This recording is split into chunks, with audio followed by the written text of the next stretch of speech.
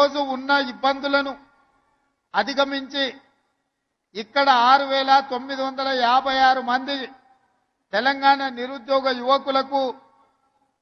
విద్యార్థులకు ఉద్యోగ అవకాశాలు ఈ ప్రభుత్వం కల్పిస్తే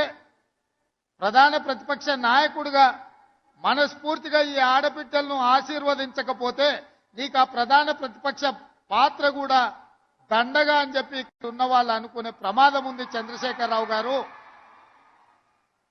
ఒక పక్కన మేము వీళ్ళకు ఉద్యోగాలు ఇవ్వడానికి ప్రయత్నం చేస్తుంటే, అడ్డంకులను తొలగించి ముందుకు వెళ్లాలని ఆలోచన చేస్తుంటే, ఇంకొక పక్కన నీ అల్లుడు ఈరోజు ప్రభుత్వం మీద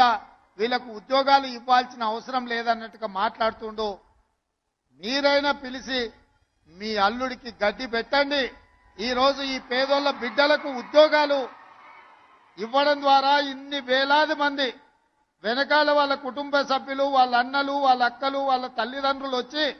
ఈ సంతోషంలో భాగస్వాములై మా బిడ్డలకు ఉద్యోగాలు వచ్చినాయని ఈ సంతోష కార్యక్రమంలో పాలు పంచుకుంటుంటే వాళ్ళని అభినందించాల్సింది పోయి వాళ్ళకు ఉద్యోగాలు ఇస్తున్నందుకు మా ప్రభుత్వం మీద శాపనార్థాలు పెడుతున్నారంటే మీ ఆలోచన ఎట్లున్నదో, మీ వంకర బుద్ధి ఎట్లున్నదో ఇక్కడికి వచ్చిన వాళ్ళకే కాదు, ఈ రాష్ట్రంలో ఉన్న లక్షలాది మంది నిరుద్యోగ యువకులు ఆలోచన చేసే సందర్భం.